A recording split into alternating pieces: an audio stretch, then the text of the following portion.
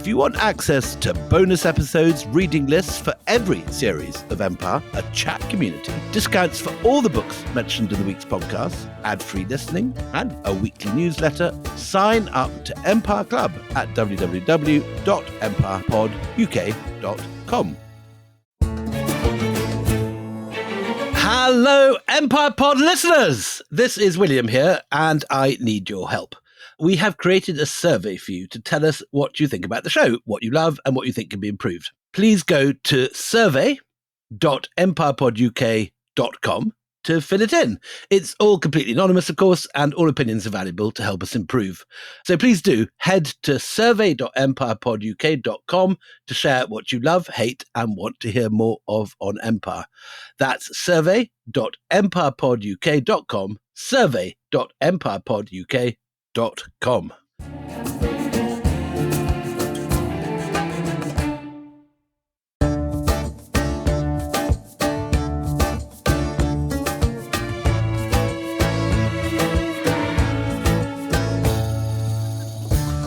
Hello and welcome to Empire with me, Anita Arnon. And me, William Dalrymple. This is all going to be Spotlight on Willie today, isn't it? It's all so exciting because I am actually really learning every time we do these things. You've been subsumed by this topic for years and years, and we're just getting the fruits of your labor. Years. Yeah, I know.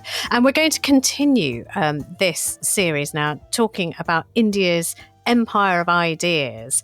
Just remind us, first of all, where we got to last time, because it's been some time since we've talked about this. So the central idea of my new book, The Golden Road, How Ancient India Transformed the World, which is published on the 5th of September. I'm not getting a plug in at all, Anita. No, you plug away, and you should be proud to plug. And can I plug, as your very proud friend, very, very proud friend, Pluggy. It is one of those books that you will not be able to put down, even though it is a hefty tome. I've got it in hardback. And apart from being an entirely beautiful piece of production, you've written beautifully. I think it's some of your best writing, may I say. No, I really mean it. I really mean it. You humanise things. And also these great strides across epochs of history. You not only draw together time, but also geographical space in a way that I don't think anyone else can. So I think it's brilliant. I think it's your best work. You're very sweet. So the central idea of this book is that India's importance to world civilization, but specifically also India's place in the early classical world, has been greatly underrated. In the West, we obsess rightly with, the amazing civilization that came out of Greece, and how our ideas of mathematics and politics and philosophy came, much of it, from the foundations laid in ancient Greece. But almost all that is equally true of the place of India in Asia. And this is something that I think people in the West are far less familiar with. People in India know about it, but often don't have the specifics, and certainly don't know the effects of India outside India's boundaries, other than the few little sort of pages in Indian textbooks. I mean, we've talked about that before, and it's a very important point to make. The spread of those ideas, though, is perhaps, maybe one of the reasons people in the West don't talk about it. And we're going to talk about the spread now, because we did speak about Buddhism spreading to China before, when we did that excellent Xuanzang episode of the monk who wants to come back to India, to come back to the seat of learning, to find the scrolls, to bring back these cartloads of learning. But we want to know today the person or the people who take Buddhism, if we say the slipstream of this learning is Buddhism, which we've established in previous episodes, to the next level in China. And who is it who takes the spotlight today? So this is a story that I think is completely unknown, not only in the West, but also in India. It's a moment when there's effectively a coup d'etat in China. And for a generation, China is ruled by its only woman emperor, whose name is Zetian. And not only is she the only emperor, in order to be a woman emperor in a patriarchal world when women were not taken seriously in Confucian society, they were regarded as lower class beings, according to Confucius, inferior to men. She took refuge in the power of Buddhism as an alternate philosophy. And not just Buddhism in general, but specifically a strand of Buddhism, which Xuanzang had brought back to China this Mahayana tradition, which is full of powerful goddesses. Yes. And the climax of this moment is when she gets a whole series of Indian-trained monks, many of whom are ethnically from India, who have been imported into Xi'an, the capital, to present her as the longed-for savior Maitreya in the form of a goddess who will come back to earth. And therefore that she is not only justified to be an empress, she's actually a goddess that has been prophesied she's divine. So the version we're going to give in the next couple of episodes of Wu Zetian's life is one that's full of bloodshed, full of sexuality, full of fun and games, frankly. It's Game of Thrones. It is Game of Thrones level. It is Game of Thrones. It's the nearest this book gets to Game of Thrones. But we should put at the beginning a large red alert symbol that the sources for Wu Zetian are almost all hostile men who lost power during her reign. I mean, she clearly was bloodthirsty. There's no question that, lots of the previous ruling dynasty are wiped out in her reign. And she goes through something like 30 ministers in the course of her reign, all of whom are either killed or exiled or take their own lives. But this is the prosecution version we have, and her own books and her own sources have almost all disappeared. Right, stop teasing us now then. Let's talk about Empress Wu Zetian's origin story. So first of all, nuts and bolts of this young lady. She was born in 624 AD to pious Buddhist parents. I mean, not poor, but not grand. They had money, but they were, I think you'd say, middle class these days. She's a timber merchant's daughter. So that doesn't strike me as being a very wealthy background. So her mum is posher than her dad. Her mum is related to the previous dynasty. Her father is not a sort of timber merchant in the sense of, he's not selling logs on the street. He is a hugely wealthy middle-class capitalist who's controlling the logging of southwest China. He's based in Sichuan. It's very different to the woodcutter's daughter. Yes, yeah, it's not a cabin in the woods. This guy is one of the richest people in southwest China. And he's clearly sassy because he backs the Tang dynasty as they're rising to power. There is a revolt going on. The previous dynasty is falling. And this, incidentally, is the moment that Xuanzang is walking out of China into India through this anarchy.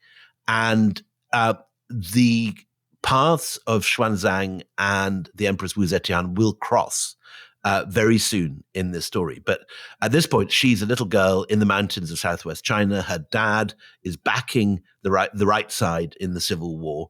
And Xuanzang's off looking for lost Buddhist texts in India at the University Library of Nalanda.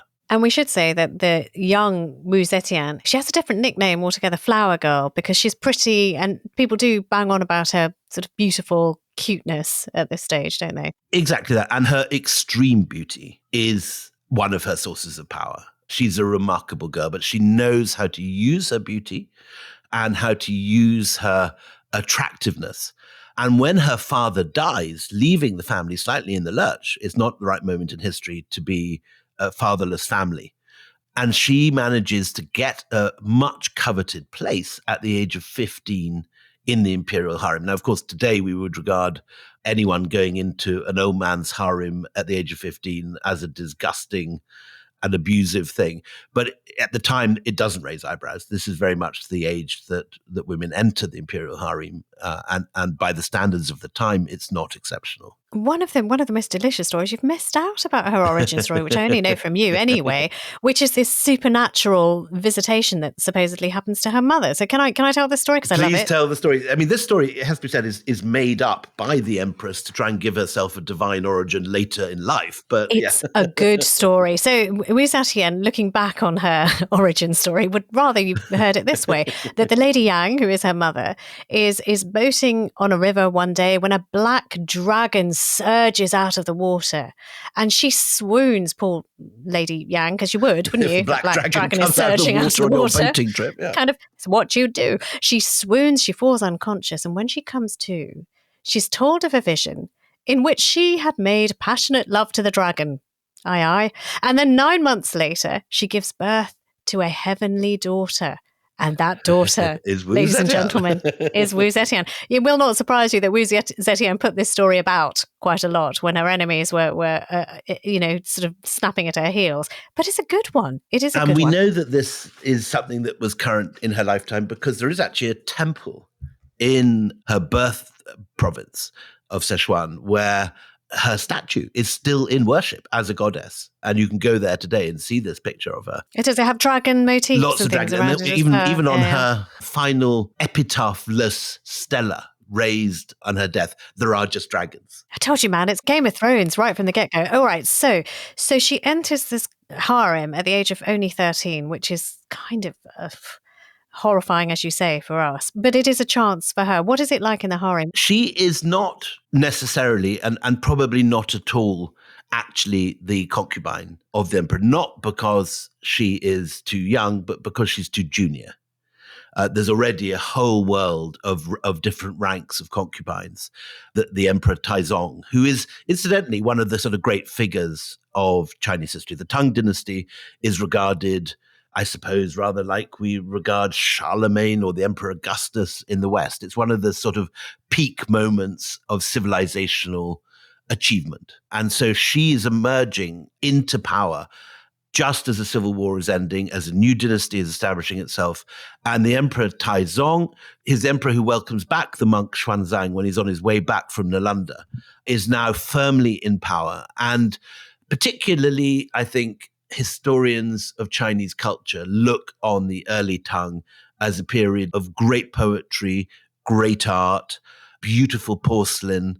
It's a classic period of early Chinese history, but it's also a period of great cosmopolitanism.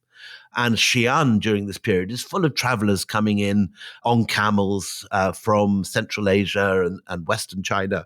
There are travelers from all over, and particularly there are many Buddhist monks now coming in over the mountains from India. But what is life like in the harem? She asks again, hopefully. Fair enough. I mean, why won't you tell us about the harem, William? I'm always happy to talk harems.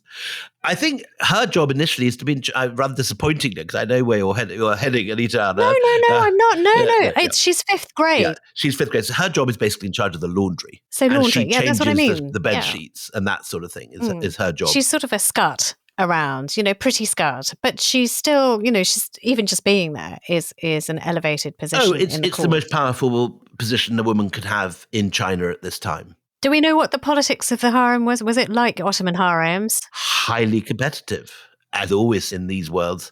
Competition between wives and concubines, between those that have had the emperor's children and those that haven't. Highly hierarchical grading. And she's entering it as Taizong, who has led this revolution, conquered back the whole of China, seen off armies of Turks and Tibetans, and is one of the great heroes of Chinese history. He's now an old man. As she arrives in the harem, our favorite monk, Xuanzang, is on his way back from Nalanda with all these manuscripts, the ones that have not gone into the Indus River. And Xuanzang arrives in time to become, like, I think in the West you'd say, a sort of confessor to the emperor. He is the spiritual guide who takes Taizong into old age, telling him philosophical tales, telling him all about India and what he's seen on his travels in all over the West. Xuanzang knows it. And the two meet. We know that the young Wu Zetian and the elderly Xuanzang become allies because they're both Buddhists. This is a period when there is a strong competition for influence between, on one hand, the Confucian elite, on the other hand, the Taoist religious hierarchy, and the outsiders, who are the Buddhists. And Xuanzang is doing his very best to bring Taizong, who's previously shown more favor to the Taoists, from whom he's supposed to be descended. He's meant to be a descendant of one of the founders of Taoism.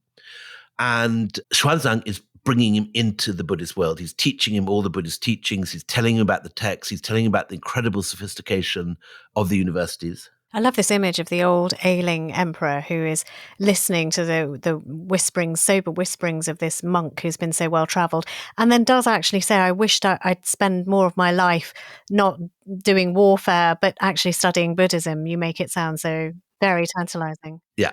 Again, we have Buddhist sources for this, so of course he's going to say that. And Xuanzang certainly is under the impression that he's about to declare Buddhism as the religion of the emperor. But of course, but then he goes and dies. And he dies just he dies. So this is bad news for our two heroes. Xuanzang, who thinks that he's about to convert China to Buddhism, has lost his great ally. And it's particularly bad news for the flower child, for Wu Zetian. I mean, he does give her a nickname as well, because he notices her, even though she's only 5th grade in the harem, and he calls her the charming Miss Wu. The charming Miss Wu, which again sort of elevates her status. But without him, she has lost her protector. Not only lost her protector, but what happens when an emperor dies is that the whole harem is shipped off to a nunnery. Oh dear. This 13-year-old who has for 2 years been the center of everything and, been busy coming into the imperial bedchamber and changing the sheets and the towels or whatever, and smiling sweetly at the old emperor who sort of winks at her and thinks she's very charming. It's all over for her, because her future is to give up her silks and fine clothes and to go off and wear Hessian robes in a nunnery. And have their head shaved. I mean, there's that image that we certainly are familiar with, aren't we? So it looks like it's all over, but Wu has preempted this, because in the last days of the emperor's decline, so the emperor has retired to the wonderfully named Jade Flower Palace in the mountains north of its capital. And the crown prince wants to be with his father in his last days, so moves in. And we don't know the degree of intimacy which develops between the crown prince and the 5th grade. And the bedsheet girl. It's quite possible that they become lovers, but she certainly catches his eye. So a year later, when the new emperor comes to remember his father at the imperial nunnery, Wu is there weeping, saying, take me back, I miss you every day. She writes beautiful poems to the emperor saying, I remember you. And the fact that she dares to do that implies there's a real degree of intimacy between them, whether or not they were physically lovers. The suggestion in the sources is that they were lovers, and this is regarded by the old Confucians who write this all up as incest and completely beyond the bounds. This is because she's in the harem, she's his father's woman, the son should not be taking an interest. Well, I'll tell you some of the poetry that's written, and then we'll take a break. This is the poetry of which you speak. I look upon your disc of jade, and my thoughts scatter in disarray, as haggard from grief, sundered and separated. I so keenly miss my sovereign. If you don't believe this endless litany of tears, then open my chest, examine my tear-stained pomegranate dress. We'll take a break.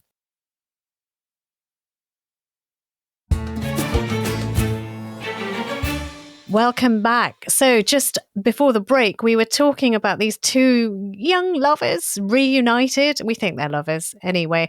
But this is now the fast track for our Empress to be, isn't it? Because she was 5th grade, which is bed sheets. She gets promoted to 2nd grade. Now, what can you do when you're a 2nd grade concubine? Well, whatever she does, she gets pregnant pretty quick. So that explains that. It's quite clear what's going on now. The job description is there. She has gone straight into the new emperor's bed, and she is making no bones about this. And in fact, she gets pregnant twice in the next 3 years. Now, there is, as we said, a very established hierarchy of warring concubines and wives. And the theory is, according to one of the Confucian sources, again, we shouldn't necessarily believe them, but the theory is that Wu Zetian is allowed into the palace and the emperor is encouraged to bring her back from the nunnery by the wife who wants to displace the first concubine. Oh, I see. So there's competition. It's politics. As the Confucian source says, she didn't realize that she had loosed a tiger upon the mountain. Well, quite, because I mean, the title that she's given when she's promoted to 2nd grade is Lady of Luminous Demeanour, which is hardly threatening. Yeah. And so, of course, you bring back this woman to catch your husband's eye and then kick out the number 1 concubine. All is fine, but not if the Lady of Luminous Demeanour has other intentions. So the Empress Wang is the empress who has let loose the tiger on the mountain, and she is coming to see Wu Zetian, who is obviously spending more and more time in the emperor's bedroom.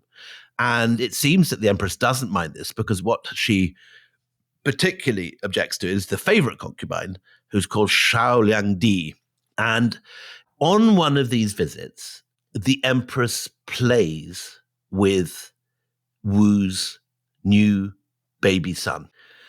And within minutes of her leaving, the baby is found dead. This is so grim. Wu Zetian's child is dead. And the accusation in the Confucian sources is that Wu herself strangled her son in order to frame the empress. So she kills her boy and says, look, the empress was so jealous of our love, she killed your son. She killed your beautiful boy, and is weeping and wailing. And so, of course, the empress, it's such an unnatural act that people are going to believe, new mother wouldn't do this to her baby. A new mother would never do this, they say. And so she is believed.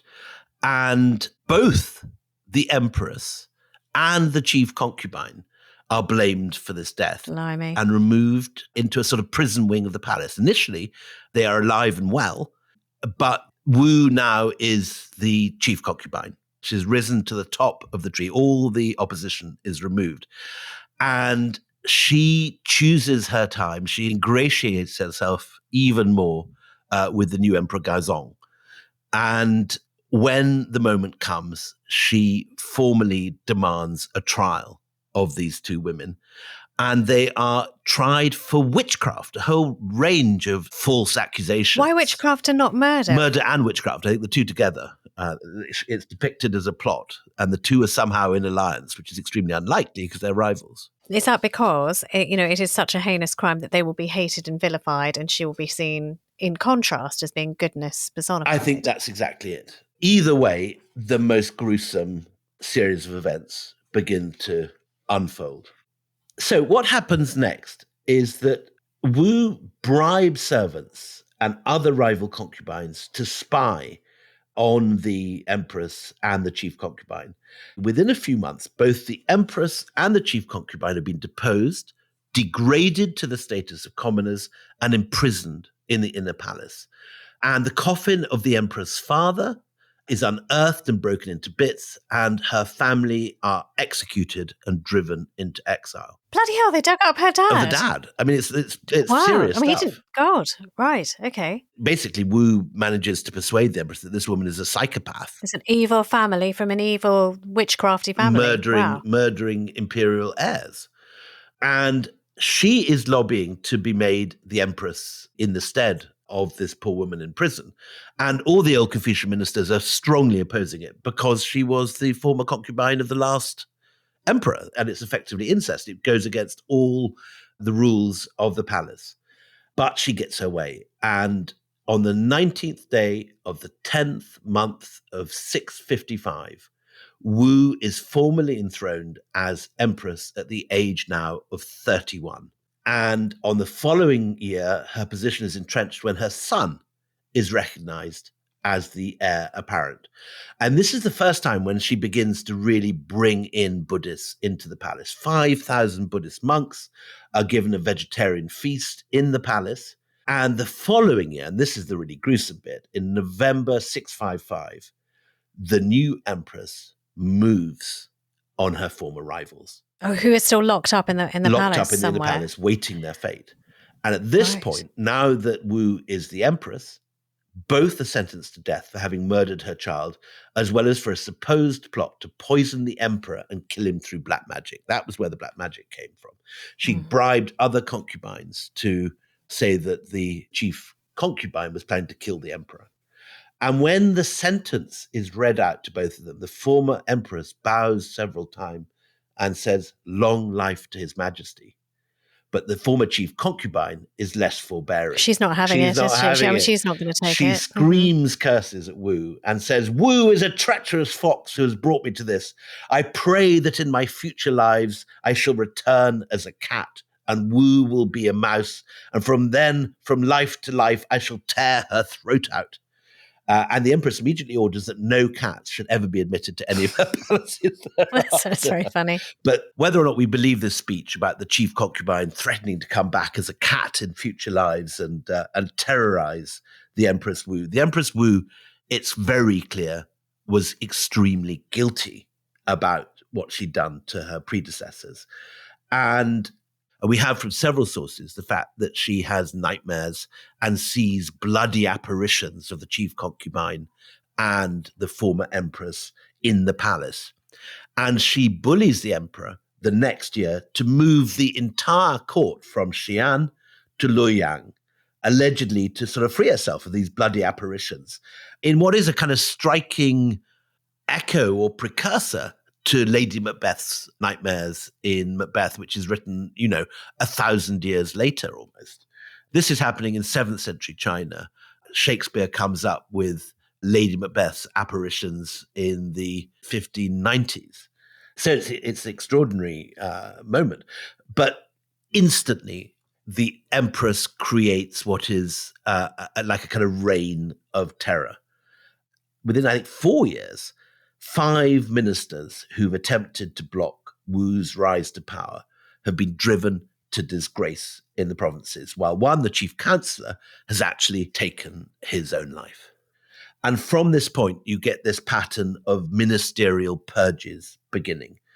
Of the, I think it's 46 chief ministers who are in power between about 684 and 694, a decade later, half end their life or execution, and around 3/4 have their careers terminated either by violence or by exile. And by the end of her reign, Wu had forcibly removed no less than 80% of the chief ministers who are ruling with her. And according to one contemporary source, frank speech was avoided at court. No one dared to oppose the imperial will or to strongly demonstrate. For almost 20 years, it was like this. But here is the really gruesome bit. The punishment for witchcraft in imperial China is incredibly brutal. So first, the 2 women were severely beaten by executioners. Their hands and feet are cut off, and they're then thrown bound into a half-filled vat of wine. And the exultant new Empress Wu remarks, "Now these witches can get drunk to their bones." And after several days of agony, the 2 victims die. Their corpses are decapitated and cut into pieces.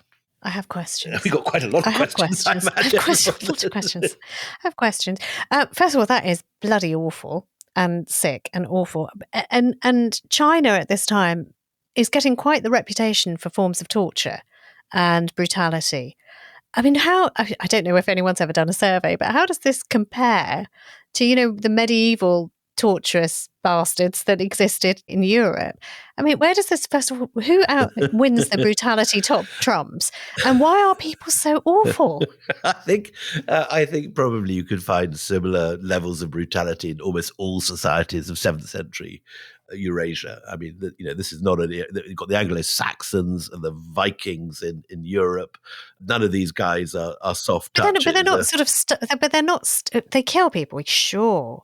But this sort of long flaying, peeling, burying ants, covering in honey, water torture, hanging upside down. To this time last year with Ivan the Terrible, hanging people by their ribs, and I think this sort of thing is we're a very brutal species, and we like to think of ourselves as this very civilized race, but far from it. This sort of thing goes on throughout human history, and I don't think it's something specifically Chinese at all. So there isn't a winner of this top trumps at all. We're all the same. I think Ivan the Terrible probably wins most contests, but Wu is not far behind. But anyway, I mean, it's an extraordinary story. So here you now have this woman who's from a provincial background. She's from Sichuan. She's from not an aristocratic background on her father's side, but from a middle class merchant who backed the right side in the Civil War. She's got into the harem. She's somehow escaped from the nunnery. She's back in the emperor's bed, and she's got rid not just of the chief concubine,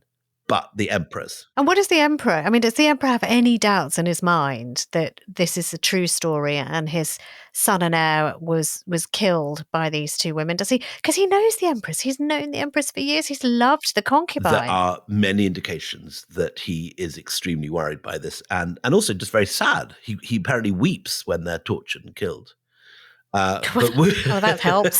That's helpful. But it's clear that Wu is not just very beautiful and very smart, but that she is deeply manipulative, and she's got and you don't say no to the this new lady. Emperor Gaozong absolutely in her palm of her hand. And Gaozong is, classic case of the son of a very, very powerful man.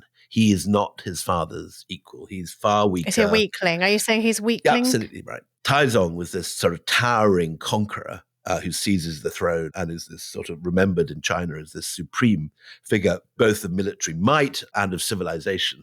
But Gaozong is weak, and pretty soon into the Empress Wu's time as Empress, he has a stroke. Now, again, there's many suggestions in the Confucian sources that the Empress Wu may somehow have been behind this, that she was putting stuff in his food or whatever. She's a one. She certainly is a one. I don't know whether that's true at all, but the suggestion is that she is manipulating things. And by the time that he is recovered from the worst effects of his stroke, she is appearing at court, behind a curtain, directing events on the stage, but out of sight. She may have bested her rivals in the harem, both the Empress and the chief concubine. She may well have control over her hugely weakened, already weak husband, the Emperor. But Wu Zetian still has to have a face-off with the Confucians, because if she's to be safe, Buddhism has to prevail. If Buddhism has to be the strong and dominant force in China, the Confucians have to be dealt with. Join us in the next episode when we discuss what the bloody queen's or the bloody empress's next move might be. Till then, it's goodbye from me, Anita Anand. And goodbye from me, William Dalrymple.